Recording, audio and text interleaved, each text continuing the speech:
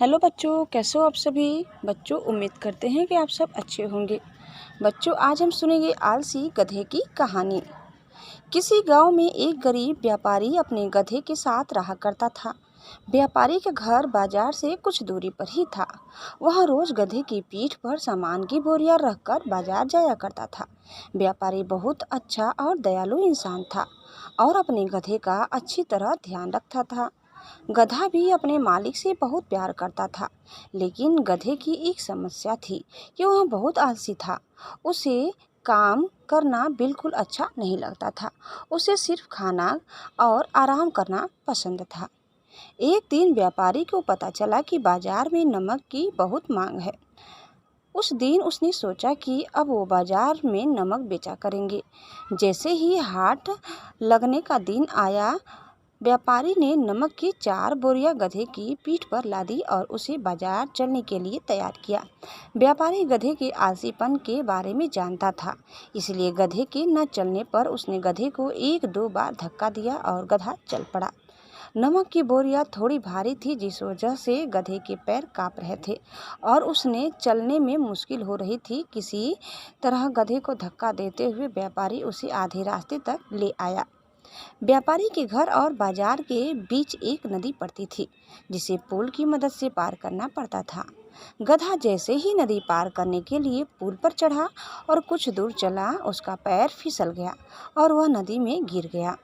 गधे को नदी में गिरा देख व्यापारी घबरा गया और हड़बड़ाते हुए तैरकर उसे नदी से निकालने जा पहुंचा। व्यापारी ने किसी तरह अपने गधे को नदी से बाहर निकाल लिया। जब गधा नदी से बाहर आया तो उसने देखा कि उसकी पीठ पर लदी बोरियां हल्की हो गई है। सारा नमक पानी में घुल गया था और व्यापारी को आधे रास्ते से ही वापस घर लौटना पड़ा।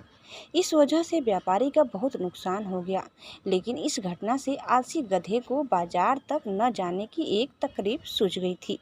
अगले दिन बाजार जाते समय जब पुल आया तो गधा जानबूझकर नदी में गिर गया और उसकी पीठ पर टंगी बोरियों में रखा सारा नमक पानी में घुल गया।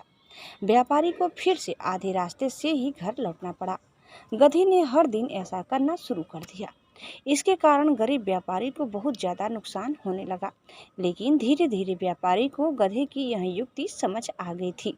एक दिन व्यापारी ने सोचा कि क्यों न गधे की पीठ पर ऐसा सामान रखा जाए जिसका वजन पानी में गिरने से दोगुना हो जाए। यह सोचकर व्यापारी ने गधे की पीठ पर रुई से भरी बोरियां बांध दी और उसे लेकर बाजार की ओर चल पड़ा। जैसे ही पुल आया, गधा रोज की तरह नदी में गिर गया, लेकिन आज उसकी पीठ पर लदा वजन कम नहीं हुआ बल्कि और बढ़ गया। गधा इस बात को समझ नहीं पाया। ऐसा अगले 2 से 3 दिन तक होता रहा। व्यापारी गधे की पीठ पर रुई से भरी बोरी बांध देता और पानी में गिरते ही उसका वजन दोगुना हो जाता। आखिरकार गधे ने हार मान ली। गधे को अब सबक मिल चुका था।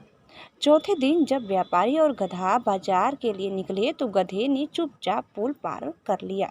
उस दिन के बाद से गधे ने कभी भी काम करने में आलस नहीं दिखाया और व्यापारी के सारे नुकसान की धीरे धीरे भरपाई हो गई। बच्चों, आलसी गधे की कहानी से हमें यही सीख मिलती है कि अपने कर्तव्य का पालन करने में कभी भी आलस नहीं दिखाना चाहिए। साथ ही व्यापारी की तरह सही समझ और सूझबूझ से किसी भी काम को आसानी से किया जा सकता है।